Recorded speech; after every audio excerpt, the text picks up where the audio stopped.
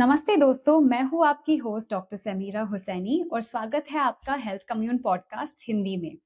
यहाँ पर हमारा फोकस है हेल्थ लिटरेसी पर, जहाँ हम सिंपल लैंग्वेज में हेल्थ टॉपिक्स के बारे में आपको बताते हैं। क्योंकि जब तक हम लोग अपने बॉडी के बारे में जेन्युइनली पूरे तरह से समझेंगे नहीं, तब तक प्रिवेंशन और ट्रीटमेंट दोनों ही मुश्किल हो जाएगा। आज हम बात करने वाले हैं एक ऐसे इम्पोर्टेंट हार्ट हेल्थ कंडीशन के बारे में जो काफी इम्पोर्टेंट है बट इग्नोर्ड भी। हम बात करने वाले हैं हार्ट वाल्व्स के बारे में और वैल्वुलर हार्ट डिजीजेस के बारे में। इस डिस्कशन के लिए हमारे साथ है डॉक्टर सौरभ चोपड़ा, जो इंटरवेंशनल कार्डियोलॉजिस्ट है Fortis Manesar and fMRI Gurgaon से, जिनके पास 14 साल से भी ज्यादा एक्सपीरियंस है इंटरवेंशनल, प्रिवेंटिव और क्लिनिकल कार्डियोलॉजी में। Doctor Chopra complex coronary intervention, pacemaker management और वाल्व प्रोसीजर्स में भी स्पेशलाइज करते हैं। Doctor Saurabh Chopra, welcome to the podcast. It's a pleasure to have you on board. नमस्कार, मेरा नाम डॉक्टर सौरभ चोपड़ा है। मैं कंसल्टेंट कार्डियोलॉजिस्ट हूँ फोर्टिस हॉस्पिटल मानेसर में एंड फोर्टिस गुड़गांव में। शुरुआत करते हैं बेसिक से। हाँ जी। डॉक्टर, जब भी हम हार्ट डिजीजेस के बारे में बात करते हैं, यूजुअली हमारे दिमाग में यही हम सुनते हैं कि हार्ट अटैक हुआ है, हार्ट ब्लॉकेज है। बट यूजुअली वेल्व्स के बारे में या वैल्वुलर हार्ट डिजीजेस के बारे में हम ज्यादा सुनते नहीं है, जब तक कि किसी को सर्जरी की जरूरत पड़ती है। तो आप सिंपल भाषा में हमें समझा सकते हैं कि ये वैल्वुलर हार्ट डिजीजेस होता क्या है? जी बिल्कुल। हमारा हार्ट जो है वो 4 चेम्बर्स में विभाजित है, डिवाइडेड है। राइट साइड जो हार्ट की होती है, राइट एट्रियम ऊपर, नीचे राइट वेंट्रिकल। लेफ्ट साइड पे लेफ्ट एट्रियम ऊपर, नीचे लेफ्ट वेंट्रिकल। एंड मैं हमेशा कहता हूँ हमारा बॉडी और बायोलॉजी सबसे कॉम्प्लेक्स मशीन है, human body. So heart similarly एक पंप है जिसको ब्लड बॉडी से आ रहा है, अनऑक्सीजनेटेड ब्लड हार्ट के राइट साइड पे आ रहा है, और वो हार्ट का राइट साइड राइट एट्रियम में आता है ब्लड, पैरों से, फेस से, आर्म से। उस ब्लड को राइट वेंट्रिकल पंप करता है लंग्स में, और लंग्स में ब्लड को ऑक्सीजनेट करने के बाद लेफ्ट एट्रियम में लंग्स पुश करता है ब्लड को, और लेफ्ट एट्रियम से लेफ्ट वेंट्रिकल में फिर ब्लड आता है। तो लेफ्ट वेंट्रिकल जो है वो ऑक्सीजनेटेड ब्लड को पूरे शरीर में फेंकता है। तो ये हमारे हार्ट का काम है कि एक सर्कुलेशन मेंटेन होता रहे और बॉडी में ऑक्सीजन और न्यूट्रिएंट्स शरीर के हर अंग को चाहिए फॉर इट्स एडिक्वेट फंक्शनिंग, तो वो पहुंचता रहे। तो जो हार्ट के 4 चेम्बर्स बताए मैंने आपको, राइट एट्रियम और राइट वेंट्रिकल के बीच में एक वेल्व होता है, लाइक अ ट्राइकस्पिड वॉल्व। इसका काम ये होता है कि ब्लड राइट एट्रियम से राइट वेंट्रिकल में आए और पीछे ना जाए। और सिमिलरली लेफ्ट एट्रियम और लेफ्ट वेंट्रिकल के बीच में एक वेल्व है, माइट्रल वेल्व। और लेफ्ट वेंट्रिकल से लेके एओर्टा, जो पूरे शरीर में ब्लड जा रहा है वाया एओर्टा, एक पाइप है, उसके बीच में एक वेल्व है जिसको कहते हैं एओर्टिक वेल्व। राइट वेंट्रिकल और लंग्स के बीच में जो आर्टरी है उसको कहते हैं पल्मोनरी आर्टरी। इनके बीच में एक वेल्व है which is called as pulmonic valve. तो हार्ट में 4 वेल्व्स हैं, tricuspid valve, mitral valve, pulmonic valve and aortic valve. And इनमें से किसी में अगर लीकेज हो या सिकुड़न आ जाए, जिसको हम कहते हैं इंग्लिश में स्टेनोसिस हो, तो पेशेंट को कुछ ना कुछ सिम्टम्स प्रेजेंट होते हैं। तो वो उन सिम्टम्स के बेसिस पे हमारे को आइडिया लगता है कि पेशेंट को हार्ट के वेल्व्स की दिक्कत है, और फिर कुछ टेस्ट के माध्यम में हमारे को फर्दर पता चलता है कि किस वेल्व में प्रॉब्लम है और क्या फर्दर ट्रीटमेंट करना है। ओके, तो देखने जाए तो ये valves they act like one way door जैसे है। बिल्कुल, ये एक दरवाजे की तरह काम करता है ताकि जो ब्लड की डायरेक्शन है वो ठीक बनी रहे और ब्लड ऑपोजिट डायरेक्शन में ना जाए, जिस डायरेक्शन में जाना चाहिए उसी डायरेक्शन में जाए। आपने बिल्कुल सही कहा, like a one way valve, one way door. जी, ओके। डॉक्टर, ये कंडीशन जो है वैल्वुलर हार्ट डिजीजेस जो है, ये कितनी सीरियस कंडीशन है और कितनी कॉमन है?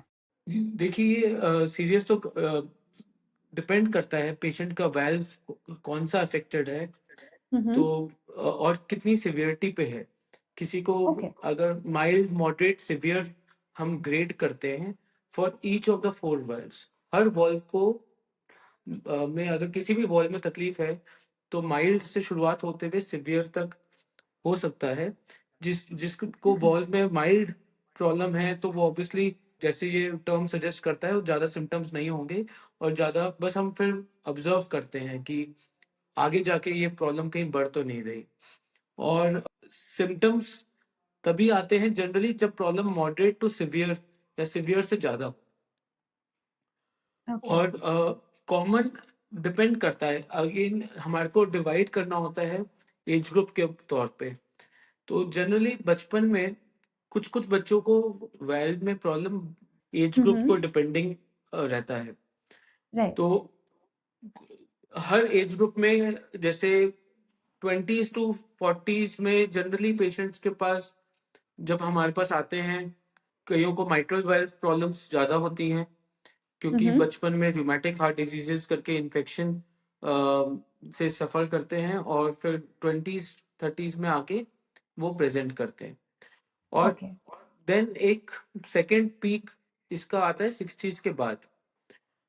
तो वो उनमें मैं हमने बहुत फ्रीक्वेंटली देखा है या तो माइट्रल रिगर्जिटेशन या फिर एओर्टिक वेल्व स्टेनोसिस बहुत कॉमन होता है।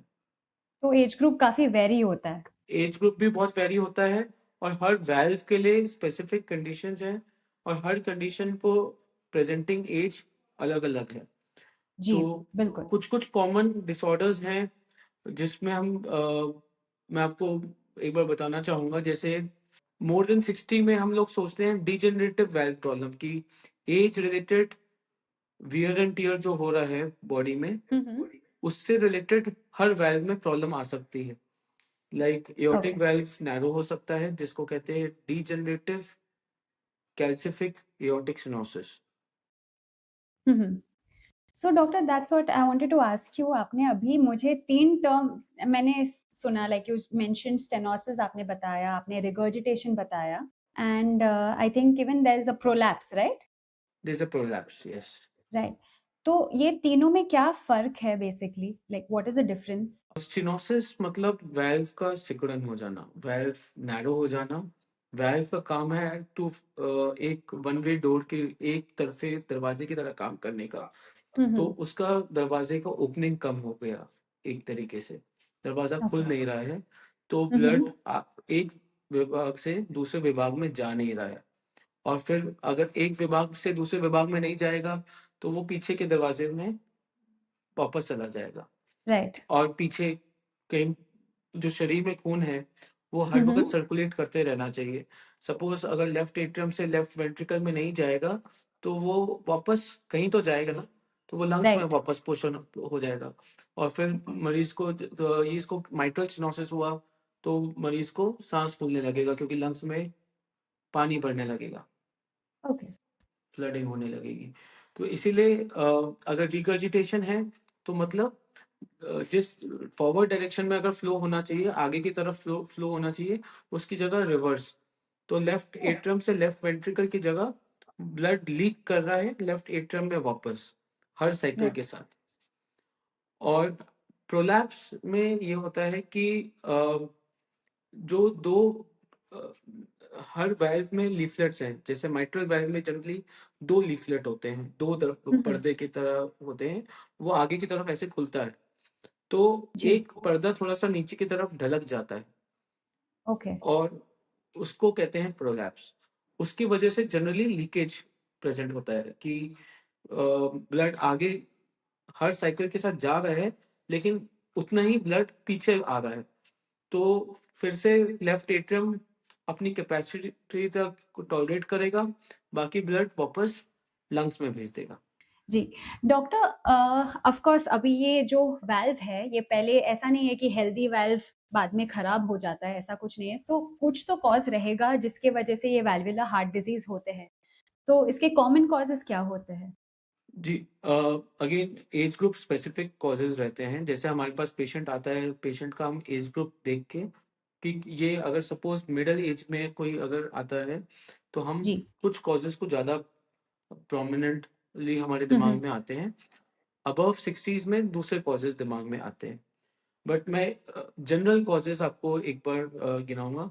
सो एक तो बचपन में जो कंजेनाइटल बीमारियां हैं जिसके वजह से वॉल्व ग्रस्त है, डिजीज है, वो जनरली 20s में प्रेजेंट करते हैं, like bicuspid aortic valve.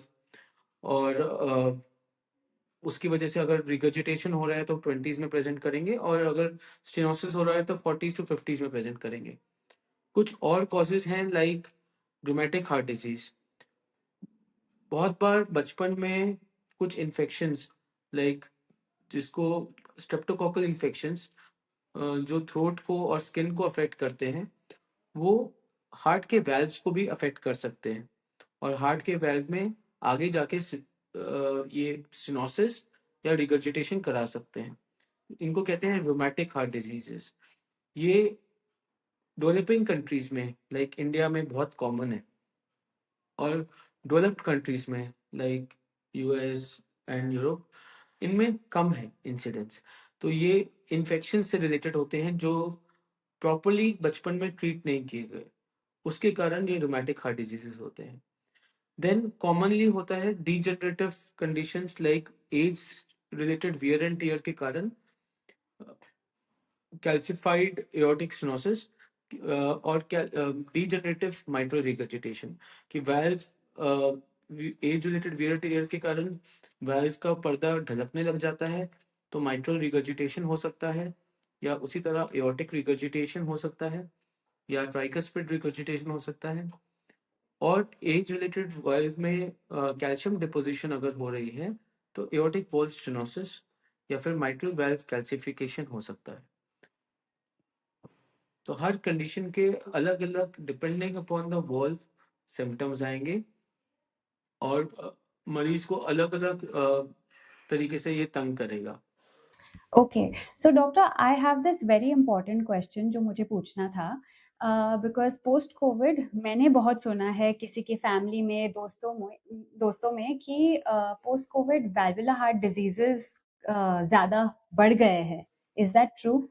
To some extent yes, कि जैसे जिन जिन लोगों के हार्ट के पंपिंग में अफेक्ट हुआ था ड्यूरिंग कोविड, लाइक किसी को मायोकार्डिटिस हुआ, या किसी की अंडरलाइंग हार्ट प्रॉब्लम थी, ब्लॉकेजेस थी, और उस कारण एक इन्फेक्शन एक तरीके का स्ट्रेस होता है, उस वजह से heart attack sort of precipitate हो गया। तो अगर हार्ट की पंपिंग को भी कभी नुकसान पहुंचता है तो जो वेल्व्स का सपोर्टिंग स्ट्रक्चर है वो हार्ट के मसल से एक, आप एक इमेजिन करो एक टेंट है, टेंट को रोप से हम ग्राउंड से एंकर करते हैं, गाड़ते हैं ना, उसको तंबू को गाड़ने के लिए एक रोप चाहिए होता है। ऐसे ही हार्ट का मसल ग्राउंड है जिसपे कुछ अंदर हम उसको कहते हैं पैपिलरी मसल्स और कॉर्डे, जिसके माध्यम से ये वेल्व्स हमारे हार्ट के अंदर एक उनका फंक्शन मेंटेन्ड है। वो वरना वो हवा में नहीं लटके हुए, उनको वेल्व्स को मसल्स के साथ एंकर्ड है। तो अगर हार्ट की पंपिंग किसी भी कारण कम होती है, लाइक कोविड इन्फेक्शन में बहुत लोगों को मायोकार्डिटिस हुआ, या फिर इस्केमिक कार्डियोमायोपैथी, हार्ट अटैक होके हार्ट की पंपिंग कम होके जी। हार्ट डायलेट होने लग गया। तो अगर हार्ट डायलेट होता है किसी भी कारण, या हार्ट की पंपिंग कम होती है, तो जो एंकरिंग स्ट्रक्चर्स हैं, जो ये कॉर्डे और पैपिलरी मसल्स, ये स्ट्रेच होके वेल्व में लीकेज आना। तो एक्चुअली कोविड में भी सिवियर वायरल इन्फेक्शन था, तो वो हार्ट को अफेक्ट कुछ कुछ केसेस में कर रहा था, सिवियर केसेस में हार्ट को अफेक्ट कर रहा था। और कुछ लोगों के हार्ट अटैक्स प्रेसिपिटेट भी हो गए, जब सपोज अंडरलाइन ब्लॉकेज है और एक स्ट्रेस के रिस्पॉन्स में एक हार्ट अटैक ट्रिगर हो गया, तो हार्ट की पंपिंग कम होके वेल्व्स में लीकेज आई, लाइक माइट्रल वॉल्व में रिगर्जिटेशन आना शुरू हो गया, या फिर सिवियर लंग प्रॉब्लम होने के बाद heart, because right side heart का लंग्स में ड्रेन करता है। तो राइट। अगर लंग में फाइब्रोसिस होती है किसी भी कारण, मे बी ट्यूबरकुलोसिस के कारण या कोविड के कारण, तो उसमें राइट साइड के वाल्व पे प्रेशर पड़ता है और राइट साइड के वाल्व में, ट्राइकस्पिड वाल्व में रिगर्जिटेशन आने की संभावना बढ़ जाती है। तो ओके। कोविड के बाद जो हमने हार्ट के वाल्व की प्रॉब्लम्स का इंसिडेंस देखा है, वो जनरली जी। Tricuspid valve regurgitation secondary to lung fibrosis के कारण हार्ट के राइट साइड पर प्रेशर पड़ा और रिगर्जिटेशन स्टार्ट हो गया, या फिर लेफ्ट साइड का वाल्व का हार्ट का साइज बड़ा होने के कारण because of may be myocarditis या फिर कार्डियोमायोपैथी किसी प्रकार का शुरू हो गया, हार्ट की पंपिंग कम हुई, इश्केमिक कार्डियोमायोपैथी कहते हैं, ब्लॉकेजेस के कारण। तो उसमें माइट्रल वाल्व में रिगर्जिटेशन, ये दो कंडीशंस कॉमनली कोविड के बाद हार्ट के स्पेसिफिकली हमने देखा। अपार्ट फ्रॉम कुछ और भी प्रॉब्लम्स जो ब्लॉकेजेस के रिलेटेड है, बट अभी हम वाल्व्स को डिस्कस करेंगे, तो वाल्व्स में ये सबसे कॉमन कंडीशंस थी। बट उसके अलावा वैल्वुलर हार्ट डिजीजेस में ऐसे कौन से सिम्टम्स पेशेंट्स में दिखाई देते हैं जो थोड़े हटके हैं, डिफरेंट है नॉर्मल हार्ट डिजीजेस से? जी, इस उत्तर को मैं डिवाइड करना चाहूंगा, विभाजित करना बिल्कुल सर। चाहूंगा। अगर हार्ट के लेफ्ट साइड के वाल्व्स में प्रॉब्लम है, लाइक माइट्रल वाल्व में स्टेनोसिस है, तो मरीज का सांस फूलेगा। जनरली सांस शुरुआत में चलने पे फूलेगा और बाद में जब प्रॉब्लम की गंभीरता बढ़ती है तो उनका सांस लेटने पे भी फूलेगा। इसको हम कहते हैं ऑर्थोपनिया, कि जब मरीज सोने जा रहे हैं तो थोड़ी देर बाद सांस फूलेगा और ऐसा लगेगा खांसी उखड़ रही है।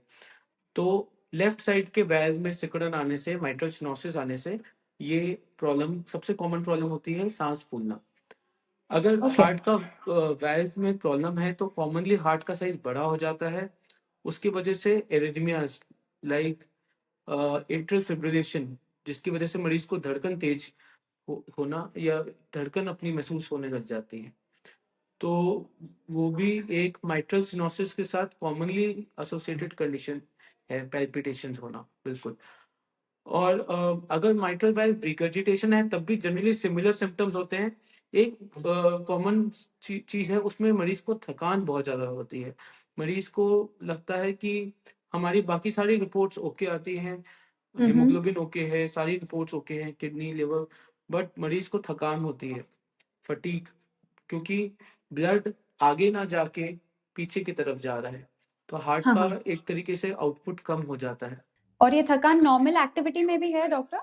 हाँ, वो पेशेंट को फटीग सिवियरिटी के डिपेंडिंग फटीग हो सकता है, कि पेशेंट को एक्टिविटी में फटीग हो या फिर बैठे बैठे भी थकान महसूस होती रहे, क्योंकि हार्ट का पंप काम नहीं कर रहा है। हार्ट की पंपिंग ठीक है बट वाल्व के लीकेज की वजह से इफेक्टिवली हार्ट का पंप उतना ब्लड शरीर के बाकी अंगों को नहीं दे पा रहा है, तो मरीज को थकान महसूस होती है।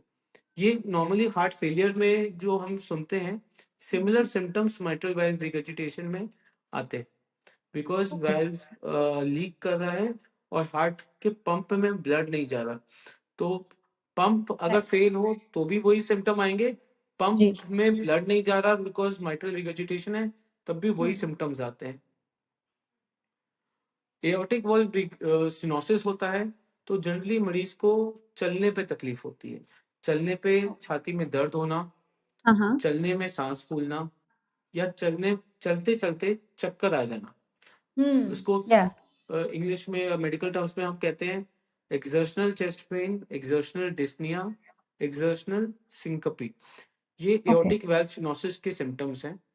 अगर ओके। हमारा एओर्टिक वॉल्व जो हार्ट के लेफ्ट वेंट्रिकल को बॉडी से कनेक्ट करता है, एओर्टा से कनेक्ट करता है, उस वाल्व में नैरोइंग हो, सिकुड़न आ जाए, तो ये सिम्टम्स आएंगे। और अगर एओर्टिक वॉल्व रिगर्जिटेशन होता है तो उसमें माइट्रल रिगर्जिटेशन की तरह थकान, सांस फूलना, या हार्ट का लेफ्ट साइड जब गंभीरता बढ़ती है तो हार्ट का लेफ्ट साइड हार्ट फेल भी कर सकता है। Right. Know make sense. I think ये डिमार्केशन इजी हो जाता है फिर। हाँ, तो ये लेफ्ट साइड के सिम्टम्स जनरली यही है कि सांस फूलना, थकान महसूस होना, और कभी कभी अगर पैल्पिटेशंस होना, वो अगर ऊपर का हिस्सा फूल गया है तो जी। हार्ट का इलेक्ट्रिकल सिस्टम जो है स्ट्रेच हो रहा है, तो उसमें एरिथमियाज बड़े कॉमन हो जाते हैं और पैल्पिटेशंस होते हैं। ओके। राइट साइड में जब तकलीफ होती है तो जैसे अगर ट्राइकस्पिड वाल्व रिगर्जिटेशन हो रहा है तो लिवर में वो ब्लड एक्स्ट्रा जाके लिवर में पेन, लिवर के एरिया में पेन, हार्ट पेट में, या फिर पेट फूल जाना, पैर फूल जाना, वो ट्राइकस्पिड वॉल्व रिगर्जिटेशन के सिम्टम्स है। ओके। तो सबसे कॉमन वॉल्व्स अफेक्टेड होते हैं mitral valve and aortic valve. Secondarily tricuspid valve generally left side की प्रॉब्लम्स के बाद राइट साइड का वॉल्व अफेक्ट होने लगता है, क्योंकि वो बैक प्रेशर चेंजेस, ये सारा आप एक समझो एक सर्किट में है। तो हार्ट का पहले लेफ्ट साइड अफेक्ट होता है, फिर राइट साइड अफेक्ट होता है। मोस्ट कॉमन कंडीशंस की बात कर रहे हैं तो। Got it doctor. Doctor, being a woman, मेरे पास एक सवाल है, क्योंकि जब हम हार्ट डिजीजेस के बारे में बात करते हैं यूजुअली हम देखते हैं कि मेन में ज़्यादा हार्ट डिजीजेस होते हैं as compared to women. But जैसे अब तक हमने सुना है वैल्वुलर हार्ट डिजीजेस थोड़ा डिफरेंट है। तो आप बता सकते हैं कि डेटा क्या बताती है in terms of valvular heart diseases, मर्दों में ज़्यादा है या औरतों में? अगेन वॉल्व स्पेसिफिक है ये इसका आंसर। तो कुछ कुछ जैसे एओर्टिक वाल्व अगर हम देखें तो वो मर्दों में ज्यादा है। Okay. Mitral valve rheumatic infections females में ज्यादा पाया गया है। और बाइकस्पिड एओर्टिक वाल्व भी मेल्स में ज्यादा कॉमन है। ये बस एक इसका बहुत कोई प्लॉसिबल एक्सप्लेनेशन नहीं है, बस यही है कि जैसे एथेरोस्क्लेरोसिस मेल्स में ज्यादा थोड़ा सा कॉमन है, अर्लियर स्टार्ट होता है, तो इसीलिए वेल्व का कैल्सिफिकेशन और सिनोसिस एओर्टिक वेल्व का आदमियों में ज्यादा, मेल्स में ज्यादा पाया गया है। और रोमैटिक वेल्व इन्फेक्शंस का इंसिडेंस फीमेल्स में ज्यादा पाया गया है।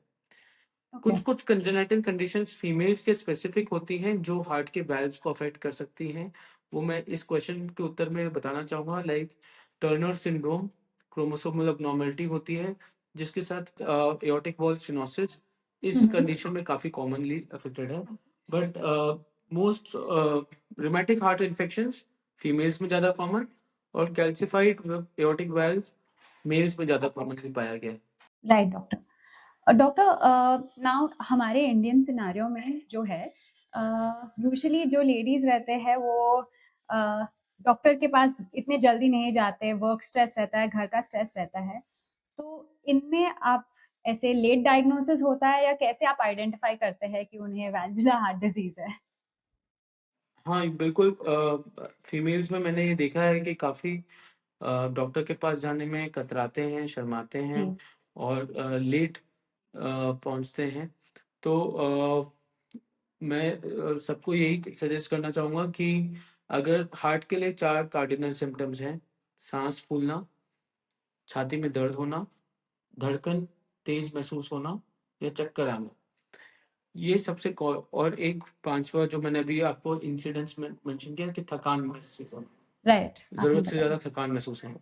जी। तो अगर इन 5 में से कोई सिम्टम्स आ रहे हैं तो प्लीज कृपया करके अपने नजदीकी डॉक्टर के पास जाएं और अपना हार्ट का चेकअप आवश्यक रूप से कराएं, क्योंकि अगर गंभीरता बढ़ जाती है तो जैसे मैंने ये बताया, ये सब चीजें जो सिम्टम्स मैंने बताई ये तब आते हैं जब गंभीरता काफी बढ़ चुकी होती है, और उसके बाद हमारे को इन वाल्व के लिए जनरली दवाइयों से बहुत कम आराम होता है, फिर हमें वाल्व को रिप्लेसमेंट करने का सर्जरी के द्वारा या कुछ प्रोसीजर्स के द्वारा ठीक करने के लिए ऑपरेशन करना पड़ता है। तो ऑपरेशन की नौबत ही नहीं आएगी अगर हम पहले उस चीज को पकड़ लेंगे। तो हर हर प्रॉब्लम के लिए prevention is better than cure, और टाइमली उसको पकड़ लें वो बहुत बेहतर रहेगा। एब्सोल्युटली डॉक्टर, आई थिंक आपने एकदम पते की बात की है, क्योंकि प्रिवेंशन आसान हो जाता है। हम लोग सोचते हैं कि अरे डॉक्टर के पास कौन जाएगा, बट बाद में जो मेडिकल कॉस्ट रहता है वो बहुत ज्यादा रहता है अगर लेट डायग्नोसिस होता है तो। जी, बचपन में जो मैंने बताया रिमेटिक हार्ट इन्फेक्शंस, तो बचपन में अगर स्ट्रेप्टोकोकल थ्रोट इन्फेक्शंस को प्रॉपरली ट्रीट किया जाए तो ये रिमेटिक हार्ट डिजीज जो सबसे कॉमन कॉज है वेल्व प्रॉब्लम्स का, इसका इंसिडेंस, इसका नंबर बहुत ड्रास्टिकली कम हो जाएगा। तो राइट। इसको हमें फोकस करना चाहिए। और ये जैसे मैंने बताया कि ये डेवलपिंग कंट्रीज में ज़्यादा होता है क्योंकि जहाँ जहाँ हाइजीन प्रॉपरली मेंटेन नहीं हो रही, ओवर क्राउडिंग हो रही है, या ठीक से बचपन में इलाज नहीं मिल रहा, उनको प्रॉपर केयर नहीं मिल रही, तो उस चीज से इतनी बड़ी प्रॉब्लम बाद में जाके प्रकट होती है। तो अगर उस वक्त ठीक और सटीक इलाज मिल जाए तो ये इतनी बड़ी गंभीर समस्या आई ना हमारे पास। इसके लिए करेक्ट जानकारी भी अवेलेबल रहना बहुत जरूरी है, एंड आई होप इस पॉडकास्ट के जी माध्यम से एटलीस्ट ये इन्फॉर्मेशन लोगों तक पहुंचे। जी। ओके डॉक्टर, अभी हम बात कर रहे थे अबाउट वैल्वुलर हार्ट डिजीज लेडीज में, औरतों में। क्या होता है जब एक यंग लेडी जिसे वैल्वुलर हार्ट डिजीज है वो प्रेग्नेंट हो जाती है? क्योंकि प्रेगनेंसी बाय इटसेल्फ बहुत बॉडी में चेंजेस होते हैं, हार्ट रिलेटेड चेंजेस होते हैं प्रेगनेंसी में, बट जिसको ऑलरेडी वैल्वुलर हार्ट डिजीज है उन वो कैसे कोप करते हैं प्रेगनेंसी में? जी, हमने बहुत फ्रिक्वेंटली देखा है, अगर किसी के वाल्व में प्रॉब्लम हो, वाल्व में सिकुड़न हो, माइट्रल वॉल्व स्टेनोसिस हो या एओर्टिक वॉल्व स्टेनोसिस हो, तो उनके सिम्पटम्स बहुत बढ़ जाते हैं प्रेगनेंसी के दौरान। क्योंकि प्रेगनेंसी के दौरान क्या होता है, ब्लड फ्लो डबल हो जाता है। तो दूसरे ट्राइमेस्टर में ब्लड फ्लो बहुत बढ़ जाता है, तो जिसके माइट्रल वेव स्टेनोसिस होगा उनको सिम्टम्स बहुत बढ़ जाते हैं। तो उस वक्त बहुत बार हमारे को बलूनिंग करके उसमें रास्ता बनाना पड़ता है कि भाई जी। प्रेगनेंसी कंप्लीट हो पाए। तो इसीलिए जनरली मेरा सजेशन रहता है कि प्रेगनेंसी से पहले भी एक बार एक बेसलाइन हार्ट का चेकअप अगर हो, तो बहुत लोगों को पहले से पता हो कि क्या-क्या प्रिकॉशंस लेने हैं। जनरली अगर रिगर्जिटेशन होता है वो फिर भी मरीज संभाल पाते हैं प्रेगनेंसी के दौर में, क्योंकि वो उसमें थोड़ा मार्जिन रहता है। माइट्रल वेव स्टेनोसिस और एओर्टिक वॉल्व स्टेनोसिस मरीज को बहुत गंभीर बना देते हैं। प्रेगनेंसी एक बॉडी के लिए, हार्ट के लिए ओवरलोड कंडीशन है। उसमें हार्ट को जी। थोड़ा सा अपनी कैपेसिटी से 1.5 गुना 2 गुना ज्यादा काम करना पड़ता है। तो राइट। माइट्रल वॉल्व स्टेनोसिस बहुत उस वक्त प्रकट होता है। तो प्रेगनेंसी के वक्त पता चले उससे बेहतर है कि पहले एक बार चेकअप हो, बेसिक हार्ट का चेकअप हो, और फिर किया जाए, फिर प्रेगनेंसी प्लान की जाए। Absolutely, absolutely, very important. Doctor, जब आप सस्पेक्ट करते हो कि किसी को वैल्वुलर हार्ट डिजीज है, तो आप ये प्रोसेस कैसे शुरू होता है ट्रीटमेंट का? कहाँ से फॉरगेट ट्रीटमेंट, कौन सा टेस्ट आप पहले बोलते हैं पेशेंट को करवाने को फॉर डायग्नोसिस? जनरली इकोकार्डियोग्राफी सबसे महत्वपूर्ण टेस्ट है इसमें, क्योंकि उसमें हमें उसकी सारे पहलू पता चल जाते हैं कि गंभीरता कितनी है, माइल्ड है, मॉडरेट है, सिवियर है, इन चारों में से कौन सा वेल्व अफेक्टेड है, ग्रस्त है बीमारी से, और उसकी वजह से हार्ट की दूसरे पिछले विभाग पे क्या नुकसान पहुंच रहा है। हार्ट अगर माइट्रल वेल्व है तो जनरली लेफ्ट एट्रियम फूलने लग जाता है, बड़ा होने लग ओके। जाता है, जी। और कभी कभार उसमें क्लॉट भी बनने लग जाता है। तो इको हमारे को काफी इंफॉर्मेशन देता है। दूसरे कुछ टेस्ट जो इम्पोर्टेंट रहते हैं, ईसीजी, कि कोई ओके। धड़कन में बदलाव तो नहीं है मरीज को उसकी वजह से, जैसे एट्रियल फिब्रिलेशन मैंने आपको बताया। हाँ हाँ। तीसरा, एक्सरे, लंग्स में कितना पानी इकट्ठा हो रहा है, हम्म। हार्ट का साइज कितना बड़ा हो रहा है, वो हमारे को एक्सरे के माध्यम से पता चलता है। तो सबसे ज्यादा 3 इम्पोर्टेंट टेस्ट मैं कहूँगा, इको, ईसीजी और चेस्ट एक्सरे। ओके। एग्जामिनेशन के अलावा ये 3 टेस्ट बहुत महत्वपूर्ण है। या सो डॉक्टर, अगर कोई पेशेंट है जिससे आप सस्पेक्ट करते हैं कि उन्हें वाल्वुलर हार्ट डिजीज है, और वो आपके पास आते हैं, तो आप कहाँ से शुरुआत करते हैं डायग्नोसिस का? लाइक आप उनको क्या टेस्ट बोलते हैं करवाने को पहले? जी, सबसे महत्वपूर्ण टेस्ट इसमें मैं इकोकार्डियोग्राफी को मानता हूँ, क्योंकि उसमें हमारे को बीमारी के सारे पहलू, उसकी गंभीरता कितनी है वो मालूम चल जाती है, कौन सा वॉल्व ग्रस्त है वो पता चल जाता है, उसके कारण पिछले विभाग में क्या सूजन आ रही है, जिसको जैसे लेफ्ट एट्रियम का साइज बड़ा होना, वो पता चल जाता है। और हार्ट के दूसरे वाल्व्स पे, एक वाल्व का दूसरे वाल्व पे भी अफेक्ट पड़ता है, कि जैसे माइट्रल वाल्व अफेक्ट है तो कुछ साल बाद जाके राइट ट्राइकस्पिड वाल्व पे अफेक्ट आता ही आता है। तो बाकी वाल्व्स पे क्या अफेक्ट है, एक वॉल्व है कि दो वॉल्व है, और उसका क्या इफेक्ट है, इकोकार्डियोग्राफी में सबसे अच्छा मालूम चलता है। ईसीजी में हमारे को उसके संबंधित कोई धड़कन में उतार चढ़ाव पता चल जाता है, और एक्सरे में फेफड़े में कहीं पानी तो नहीं इकट्ठा हो रहा। तो इकोकार्डियोग्राफी, ईसीजी और एक्सरे, ये तीन सबसे महत्वपूर्ण टेस्ट हैं वेलबुलर हार्ट डिजीज को डायग्नोस और डिटेक्ट करने के लिए। बिल्कुल। डॉक्टर, मुझे ना सपोज इफ किसी पेशेंट है जिसको डायग्नोस हुआ है वैल्वुलर हार्ट डिजीज, तो उनके लिए अभी ट्रीटमेंट ऑप्शन क्या है? क्या सर्जरी एक ओनली ऑप्शन है या मेडिसिन से भी काम हो सकता है?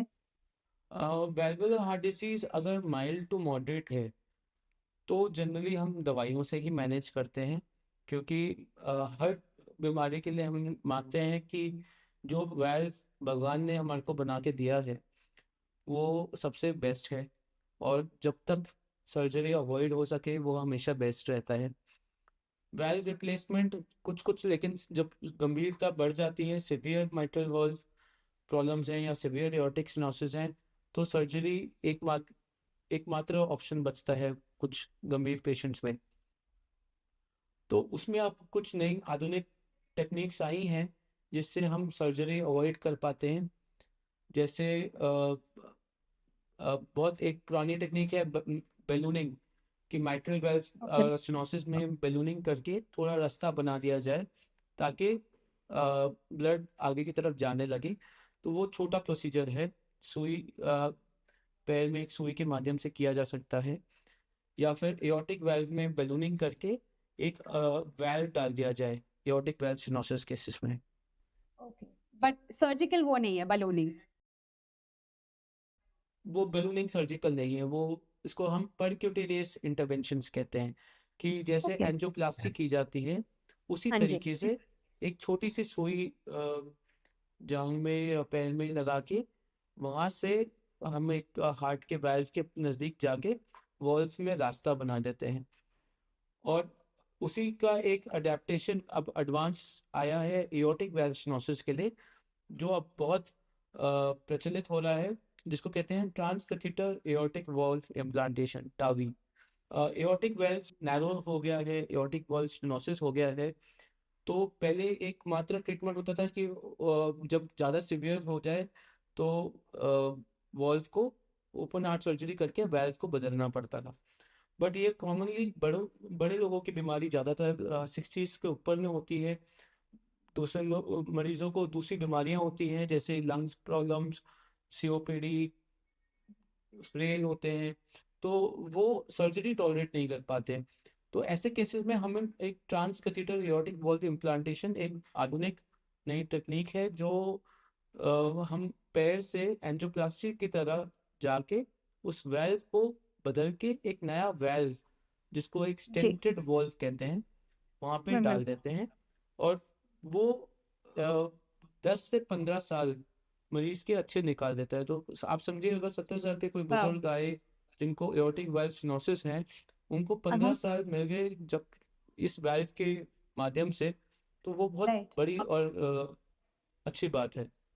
बिल्कुल, बिल्कुल। तो ये प्रोसीजर जो है यंग पेशेंट्स में नहीं किया जाता या ऐसा कुछ है? क्योंकि ये इसमें टिश्यू वाल्व डालते हैं, तो जनरली अबव 60s और अबव 65 अबव 70 इसको हम ठीक मानते हैं। कुछ कुछ केसेस में जब वाल्व पहले ये हम लोग सिक पेशेंट्स में यूज कर रहे थे, हाँ अब हाँ। टेक्नोलॉजी जैसे जैसे एडवांस हो रही है तो थोड़े यंगर पेशेंट्स में भी ये उपयोग किया जा रहा है, जब जहाँ पे सर्जरी लग रहा है कि रिस्क ज़्यादा है। क्योंकि सर्जरी में ऑप्शन रहता है कि हम एक मेटालिक वर्ल्व भी डाल सकते हैं जो जिस जो लाइफ लॉन्ग शायद काम करे। उसकी अपनी प्रॉब्लम्स हैं वो जैसे अगर मेटालिक वॉल्व डालें तो ब्लड थिनर लाइफ लॉन्ग खाना पड़ेगा, और सब में वो संभव नहीं है, सब पेशेंट्स राइट। में वो संभव नहीं है। तो जी। हर पेशेंट के स्पेसिफिक डिसाइड करते हैं कि कौन सा वाल्व इनको सूट करेगा और किस माध्यम से किया जाना चाहिए। ऑपरेशन करें कि छोटा ऑपरेशन जो तार के द्वारा और एक छोटे से छेद के द्वारा बलूनिंग ऑपरेशन करें या फिर टावी करें, वो डिसाइड करते हैं। ओके डॉक्टर, जब सर्जरी डिसाइड हो ही जा रही है तभी आप कैसे डिसाइड करते हैं कि वाल्व जो है उसको रिप्लेस करना है या रिपेयर, क्योंकि दोनों ही ऑप्शंस है। और क्या डिटरमाइन करता है कि एक वाल्व रिपेयर हो सकता है, और इसके ऊपर जो लॉन्ग टर्म उसके आउटकम्स है रिपेयर के, क्या वो अच्छे हैं, क्या कैसे डिसाइड किया जाता है? वाल्व की कंडीशन पे डिपेंड करता है, कौन सा वॉल्व अफेक्टेड है उस पर डिपेंड करता है। माइट्रल वाल्व जब रिगर्जिटेशन वाली कंडीशंस में माइट्रल वॉल्व जब ऑपरेशन के द्वारा ऑपरेशन से पहले हम सर्जन के साथ डिस्कस करते हैं और सर्जन डिसाइड करते हैं कि माइट्रल वाल्व रिपेयर पॉसिबल है या नहीं। अगर वाल्व बहुत ज़्यादा डिजीज है, ग्रस्त है बीमारी से, या बहुत ज़्यादा कैल्शियम है, तो रिपेयर कई बार पॉसिबल नहीं होता। उस केस में वॉल्व बदलना ही ऑप्शन होता है। अगर माइट्रल वॉल्व प्रोलैप्स है तो उस केस में माइट्रल वॉल्व रिपेयर अच्छा ऑप्शन रहता है, और हम सर्जन की भी कोशिश रहती है कि वाल्व रिपेयर किया जाए, ना कि रिप्लेसमेंट। क्योंकि जैसे मैंने पहले कहा, जो भगवान ने दिया है वो वो वाल्व, बेस्ट है। नेचुरल वाल्व सबसे बेस्ट वाल्व है। आदमी का बनाया हुआ, डॉक्टर्स और जो company, it is next best solution. तो हमेशा पहले कोशिश की जाती है कि रिपेयर किया जाए, बट वो हर कंडीशन में पॉसिबल और मुनासिब नहीं रहता है। राइट। डॉक्टर, अभी आपने बताया वाल्व्स के बारे में, आपने बताया कि मैकेनिकल वाल्व्स हैं और टिश्यू वाल्व्स हैं। इसके बारे में आप थोड़ा बता सकते हो कि टिश्यू वाल्व्स मतलब कहाँ से आते हैं ये टिश्यू वाल्व्स? टिश्यू वेल्स जो होते हैं, जैसे इसको हम बोवाइन और पोर्काइन पेरिकार्डियम से, जैसे पोर्साइन मतलब पिग, पेरिकार्डियम उनकी जो हार्ट की, पिग के हार्ट के आउटसाइड लेयर से इसको टिश्यू वेल्स को बनाया जाता है। या जी। कुछ केसेस में गाय के हार्ट के कुछ कंपोनेंट्स लेके इसको बनाया जाता है टिश्यू वेल्व को। तो और मेटालिक वेल्व जैसे वो नाम सजेस्ट करता है, वो मेटल से बना होता है। राइट। तो मेटालिक वॉल्व जो है वो एक फॉरेन चीज बॉडी है, मेटल है। तो जब उसको इम्प्लांट किया जाता है तो पेशेंट को लाइफ लॉन्ग एंटीकोएगुलेशन खानी पड़ती है। Oh okay. But tissue valves में नहीं, ऐसा कोई और जरूरी नहीं है? टिश्यू वेल्स में 6 महीने तक, 3 से 6 महीने, 6 महीने ओह बाद ओके। हम एंटीकोएगुलेशन बंद कर देते हैं। तो ओके। क्योंकि वो फिर बॉडी के एक हिस्से की तरह काम करने लगता है। बट टिश्यू वेल्स की एक अलग तकलीफ है। तो हर चीज़ का जैसे फायदा है और नुकसान, तो उसमें ये है कि वो जल्दी डीजनरेट कर सकता है, हम्म। मतलब वियर एंड टीयर वायरस में हो सकता है। तो उसकी लाइफ 10 से 15 साल रहती है। कुछ केसेस में हमने और कम भी देखा है, बट जनरली 10 से 15 साल या 1-2 साल और रहती है। तो जनरली कोशिश करते हैं कि 65 से उम्र कम में किसी को अगर वॉल्व ऑपरेशन की ज़रूरत हो तो मेटालिक वाल्व का उपयोग किया जाए, और उसके ओके ऊपर की उम्र में टिश्यू वाल्व का यूज़ किया जाए। ओके। बट इसमें भी एक्सेप्शंस हैं। कोशिश करेंगे कि अगर अभी तक फीमेल, सपोज किसी फीमेल को सर्जरी करनी है और उनकी फैमिली कंप्लीट नहीं है, आगे जाके वो बच्चा प्लान करना चाहते हैं, तो उसमें मेटालिक वेल्व से ऊपर हम टिश्यू वॉल्व का ऑप्शन वहाँ पे कई बार दे दिया जाता है, क्योंकि मेटालिक वेल्व के साथ जो दवाई है वो शिशु को नुकसान पहुंचा सकती है। तो बहुत सारे फैक्टर्स रहते हैं जो हम मरीज के साथ डिस्कस करते हैं, और उनकी फैमिली लाइफ, उनकी आगे की लाइफ देखते हुए वो हम डिसाइड करते हैं मरीज के साथ बातचीत करके कि मरीज के लिए आगे की लाइफ में क्या वॉल्व सबसे अच्छा रहेगा, और मरीज दवाई खा पाएगा नहीं, उसको कोई और कंडीशन तो नहीं है जिसकी वजह से वो खून पतला करने की दवाई अगर नहीं खा पाएगा तो मैकेनिकल वाल्व फेल हो जाएगा, मैकेनिकल वाल्व रुक जाएगा, थक्का बन जाएगा और वो रुक जाएगा, और वो अपने आप में एक बहुत बड़ी तकलीफ बन जाता है, जिसको हम कहते हैं प्रोस्थेटिक वॉल्व थ्रोम्बोसिस। तो जैसे हर प्रोसीजर के एक साइड इफेक्ट प्रोफाइल है, उसको राइट। हम डिस्कस करते हैं मरीज के साथ, और ये एक लाइफ चेंजिंग इवेंट मरीज के लिए हो सकता है। उस वक्त जी। के लिए तो आराम हो जाएगा, आगे चल के मे बी 10 साल बाद क्या वॉल्व उनके लिए सही रहेगा, वो हम उनके साथ life time management of problem भी डिस्कस करते हैं। जी, बिल्कुल। जैसे अभी आपने बताया कि लाइफ टाइम मैनेजमेंट जो है ना, सपोज़ किसी का वाल्व रिप्लेसमेंट सर्जरी हुआ है, सो डॉक्टर उनमें क्या लाइफ़स्टाइल चेंजेस होते हैं immediately after surgery? Medications, follow-ups, कोई डाइटरी या एक्सरसाइज़ रिस्ट्रिक्शंस या कुछ रिकमेंडेशंस है? मैं जनरल तो यही बताना चाहूँगा, जैसे वेल्व के बाद, मेटालिक वेल्व के बाद ब्लड थिनर ज़रूर खाने हैं, और टाइम टू टाइम हर 15 दिन से 1 महीने में वेल ब्लड टेस्ट करके कि वो दवाई काम भी कर रही है या नहीं, वो देखते रहना होगा। दवाई का दूसरी दवाइयों के साथ कोई इंटरेक्शन तो नहीं है, वो क्रॉस चेक करते रहना होगा। तो इसमें फॉलोअप्स का बहुत इंपॉर्टेंट रोल होता है।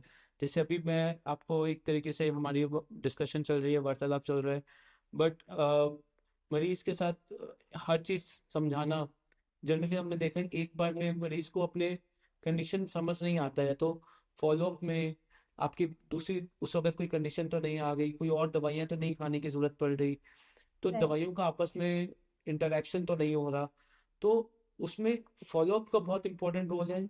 दवाई टाइम से खाना और ठीक तरीके से खाने का बहुत इंपॉर्टेंट रोल है। अगर किसी का हार्ट कमज़ोर है तो नमक कम, पानी कम हम सजेशन देते हैं। अगर किसी को साथ में आर्टरीज में ब्लॉकेजेस हैं तो ऑयली कम खाने का हम रिकमेंडेशन देते हैं। और फ्लूइड कितना पानी पीना है वो उनके हार्ट की पंपिंग पे और बेसिक कंडीशन पे डिपेंड करता है, तो वो हर पेशेंट स्पेसिफिक हम रिकमेंडेशन जनरली देते हैं। तो जनरल रिकमेंडेशन यही रहती है कि मेडिसिन टाइमली खाएं, फॉलोअप टाइमली कराएं, ताकि डॉक्टर आपके चेक कर पाएँ कि आपका जो बाकी दवाइयाँ हैं वो आपकी हार्ट की दवाइयों को कहीं असर बढ़ा तो नहीं देगा ज़रूरत से ज़्यादा, और कहीं ब्लीडिंग ना हो जाए दवाइयों से। तो टाइम टू टाइम चेकअप बहुत इम्पोर्टेंट है, और परहेज़ पेशेंट स्पेसिफिक होते हैं। उनको पेशेंट स्पेसिफिक ही उनकी बाकी कंडीशंस को देख के ही डिटरमाइन कर पाते हैं कि क्या उनके लिए सही रहेगा। सही है।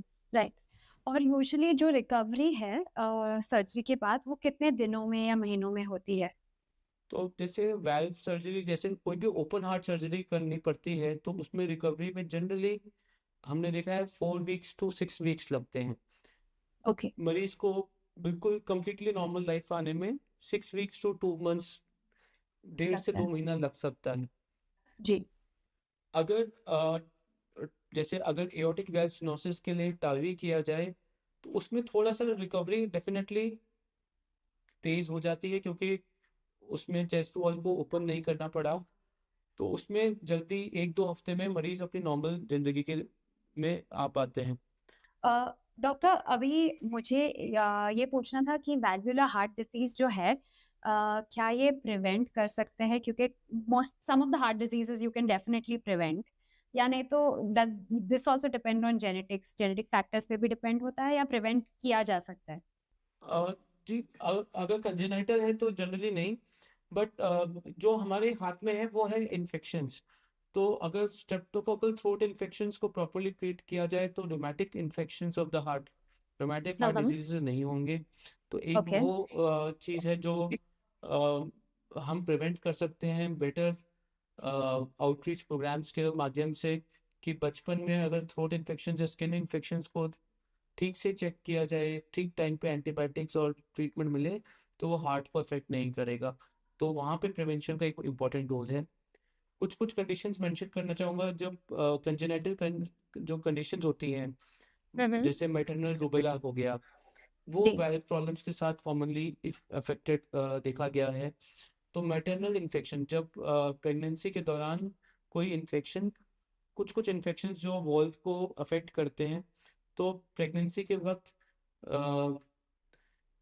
इन्फेक्शंस को प्रिवेंट करना, डिलीवरी के वक्त प्रॉपर हाइजीन मेंटेन करना, वो भी एक हाँ, इम्पोर्टेंट रोल प्ले करता है। बिल्कुल। और तो ये दो चीज़ें जो मेरे दिमाग में अभी सबसे ऊपर आ रही है कि जो हम इन्फेक्शंस को प्रिवेंट कर सकते हैं, वो बहुत इम्पोर्टेंट है ऑब्वियसली। और टाइमली ब्लॉकेजेस का ट्रीटमेंट भी वाल्व्स की प्रॉब्लम को बचाता है।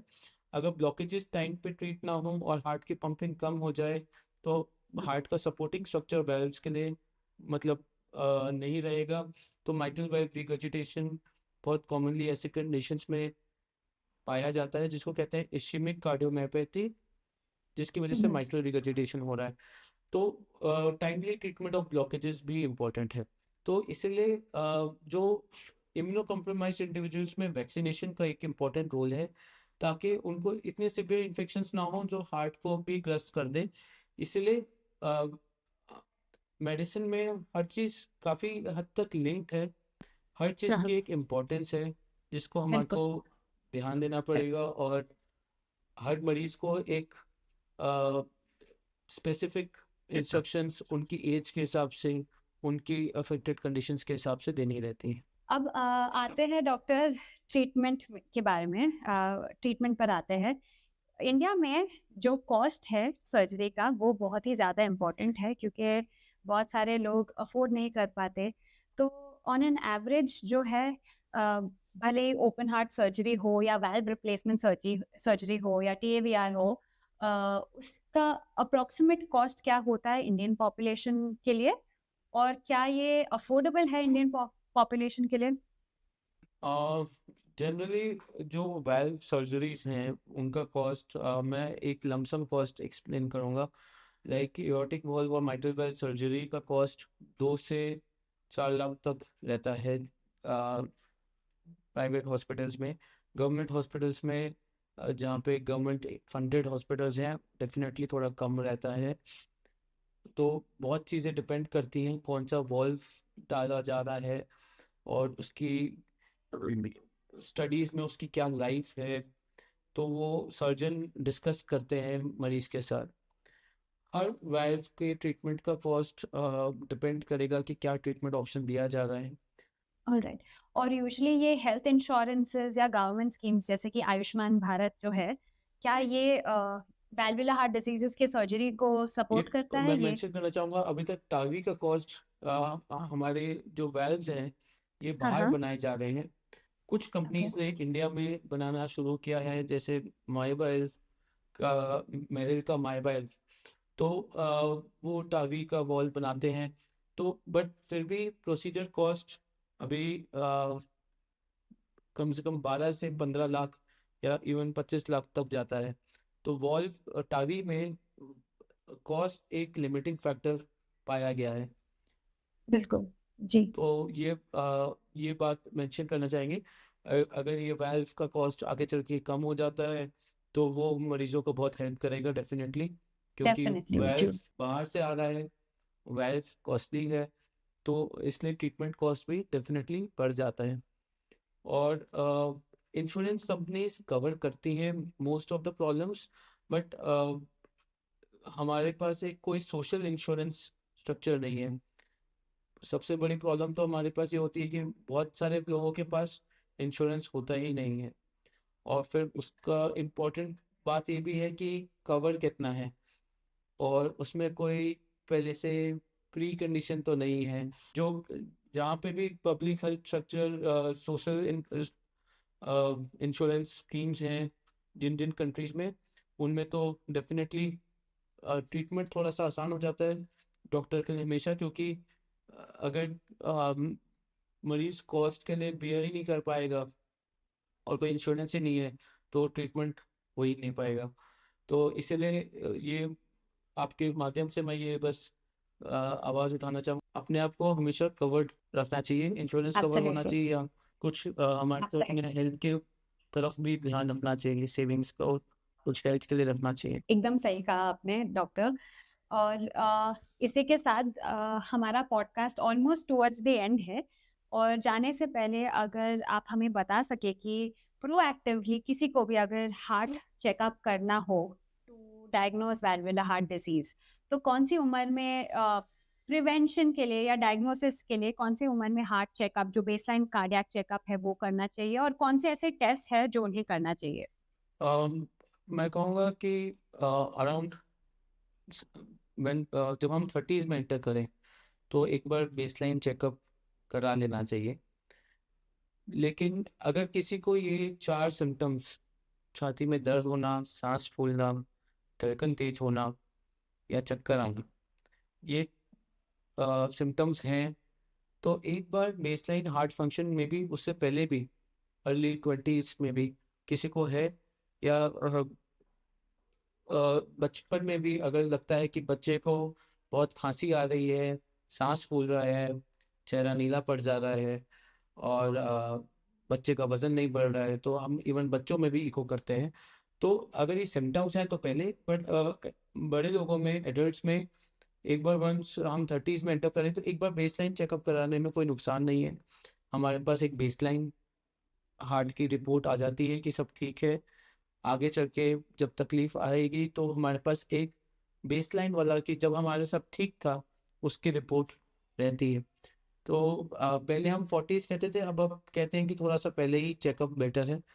और जैसे आपने मेंशन किया कोविड भी हुआ था, तो उसमें अगर किसी को सिवियर कोविड हुआ था, हार्ट की पंपिंग को भी अफेक्ट हुआ था, तो अगर ये सिम्टम्स हैं तो जल्दी ही चेकअप कराना चाहिए कि हार्ट की वजह से तो नहीं है।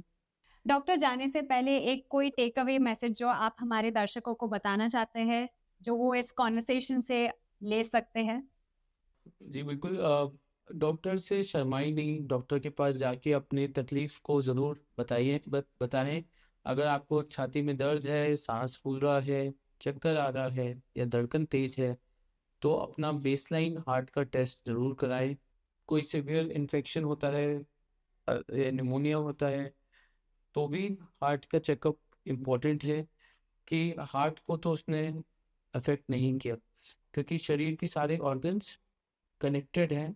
तो कुछ अच्छे फिजिशियन से चेकअप कराना जो बता पाए कि भाई आपको हार्ट की भी तकलीफ हो सकती है, स्पेशलिस्ट से कंसल्ट करिए, चेकअप कराइए, वो बेसलाइन टेस्ट करा लेने चाहिए। अगर आपको कोई तकलीफ है तो प्लीज़ जाके टेस्ट कराइए। अगर नॉर्मल चेकअप आएगा तो बहुत अच्छी बात है, अगर कोई तकलीफ आएगी तो उसका बचाव, आगे के लिए उपाय ढूंढा जा सकता है। बिल्कुल, absolutely, definitely. Thank you doctor Chopra, आपने बहुत ही कॉम्प्लेक्स टॉपिक को बहुत ही सरलता से, सिंपल तरीके से समझाया है। Thank you so much, it was a wonderful podcast with you. Thank you doctor Samira for having me here. और मेरा कोशिश था कि ये इसको आपको सिंप्लीफाई करके बता पाऊँ। ये कॉम्प्लेक्स टॉपिक है, बट इस पे हमारे को सबको ध्यान रखना चाहिए कि अगर ये सिम्टम्स हैं तो हम ज़रूर चेकअप कराएं। बिल्कुल। अगर आपको ये कॉन्वर्सेशन यूजफुल लगा हो तो प्लीज अपने दोस्तों के साथ, कलीग्स के साथ, फैमिली मेंबर्स के साथ इसको जरूर शेयर कीजिए। Stay informed, stay healthy. Thank you.